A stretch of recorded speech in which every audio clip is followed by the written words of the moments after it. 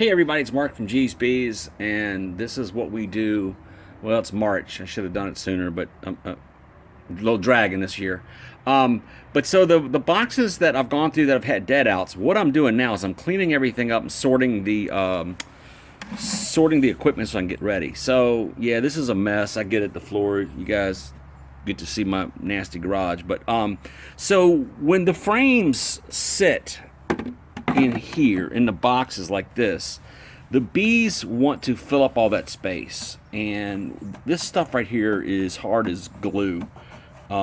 It's called propolis, and what I like to do is this time of the year I take and get my hive tool, my knife, and get in here and scrape all this stuff out. It's really kind of hard to do with one-handed, but you guys understand that's what we're going on. So we're going to clean all these boxes up, clean the comb out, and if the comb looks nasty, you know, if it's got like, here's an example of one that it's stuff's a mess. Although this is pretty new comb, you can tell by the color, but there's pollen in there still. But I don't know why, but they made this extra. It's taller than what it should be. So I'm gonna trim all this stuff out, or I may just end up trashing it. But comb is gold.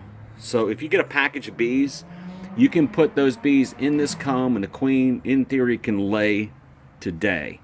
If you don't have any comb, the bees have to make a comb, just like your house. If you got a piece of dirt, you got to put a house on it before you can start living and do anything else.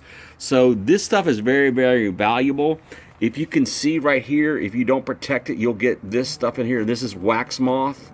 And that's what I'm going to do is I'm going to protect this comb to use it. But as you can see, the propolis on this stuff gets pretty nasty, and it's just a matter of cleaning it up and cutting it down and make it fit a little bit better. So that's what we do here, March in the bee garage.